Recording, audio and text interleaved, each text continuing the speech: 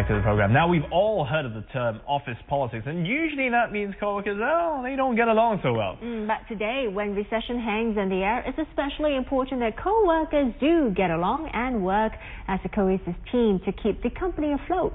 So to get along, colleagues have to understand and appreciate each other's differences. And that is where Hedy and Yumi Schleifer come in with their brand of relationship building, which they say creates an atmosphere of emotional safety. They are in studio with us this morning. Good morning. Thanks for joining us. Good morning. Good morning. So I'm going to start and ask you, what is emotional safety? Well, it turns out this is probably one of the best-known secrets, because it turns out what people need most fundamentally is to be appreciated, to be seen, to be understood, to be heard. To be valued, acknowledged. Right. And it's a rare commodity in most organizational settings or in the home, as you probably know. And what we are saying is that what companies need at all times, but especially in these trying times, is to learn how to create a climate where people can relax, when people are not anxious that they'll be fired, where there's transparency, and therefore the best of them comes out, their creativity, their cooperative spirit. So how can you do that? I mean, what's the root cause of, these problems or issues occurring in the first place, and how do you tackle them? Well, what's very interesting is when you ask the question, the root cause of the problem, we shift all that around and say, let's not look at problems, let's look at new habits that we can create that actually allow us to take a completely new direction.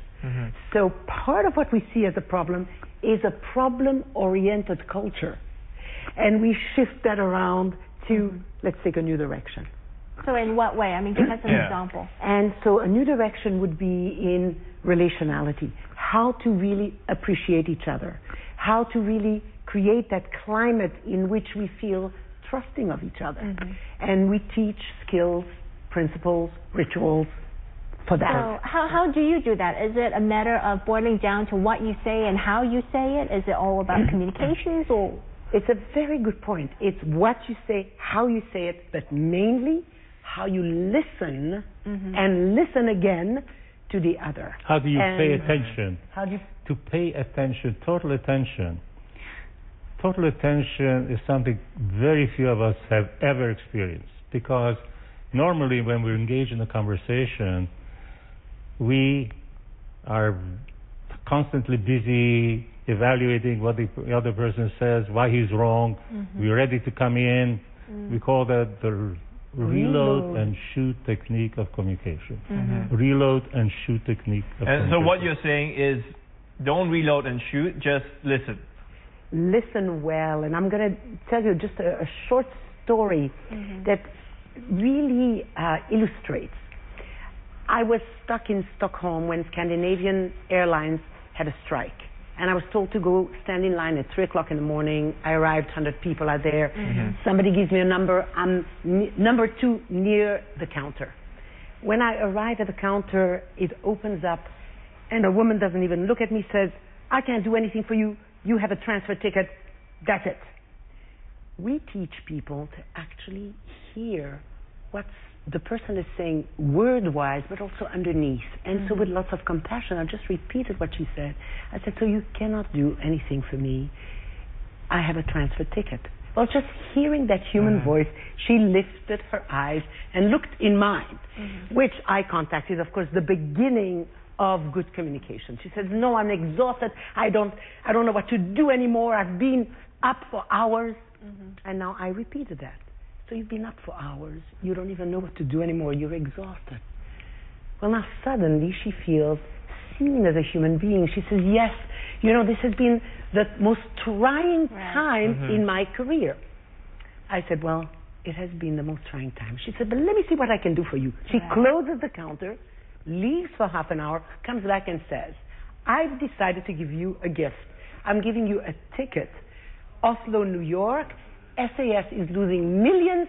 I might as well give you. I mean, that's great to hear. I guess that at the end of the day, what they want to do is they want you to know their existence. It's not just about work, but as a human being, like you said, but also to sympathize with them, what they're going through, and put yourself in their shoes. Exactly. And that's something actually all of us, I mean, that's what we want as well. We all want, and you've said the expression, is really put yourself in the shoes of the other, which requires a kind of opening that we need to relearn. None of this is new, but we need to relearn as a new habit. And so, rather than look at what's the problem, let's relearn. But the thing is, how realistic is all that? I mean, in this day and age, we're rushing around. It's about productivity. I want you to come to work. I don't care about your relationships with your colleagues. I just want you to do the work I'm paying you to do. Absolutely. And that's what keeps us where we are, because very, very few people have the vision to realize that what we're talking about are fundamental human needs that need to be injected into the company culture. It's not easy to do because it's a major shift. It's exactly what you pointed out. It's putting a new priority on the importance of human relationships. Very few companies do that. It's not easy to do. If I take the example, we worked for a long time with couples. You probably know couples is one of the most challenging areas that we have in the world. And that's only a micro part of what we want to do on a larger scale in the company. I'm not saying, that you want to bring two people together in the workplace like Would that be the same as corporate culture? Is that what you're talking about? It exactly. The corporate culture, we're saying, needs to put an emphasis on introducing relationality. Always, but especially in these trying times where trust has been lost. To regain trust can only be achieved if people feel connected to the other. Of course, the ideal situation is if everyone practices it, but which party is more important, the senior management who's able to practice such relational intelligence, or is it, everybody else in the workplace? It's a good question. Is it senior management? Is it everybody else? For the culture, it needs to trickle down, start with senior management and then trickle down to everyone in the company. And we've done a workshop here in Singapore already for Nets. And Po Mui Hoon, who is the CEO of Nets, said, I think if everyone can learn to be relationally intelligent as a company, we can do wonders. But that's like saying if everyone understood and got along with each other, it'd be amazing. We would have utopia, which is, but it's not realistic. The question is really, the challenge is how. Exactly. You see, the world is full of people who tell you should only be like that, if you only behave like that. Very few people say, hey, we can actually teach you how to do it. However, and that's why the senior management is so important, because they have to experience it, like Mui Hoon did, and decide, hey, this can do something for our company. Let's put some real priority on this. But if I can ask you, because I remember I used to work with a small company. It was run a bit like a family, and everyone got along. You knew each other well. In this day and age, big corporations, can you apply that same approach? Some people say it's unprofessional.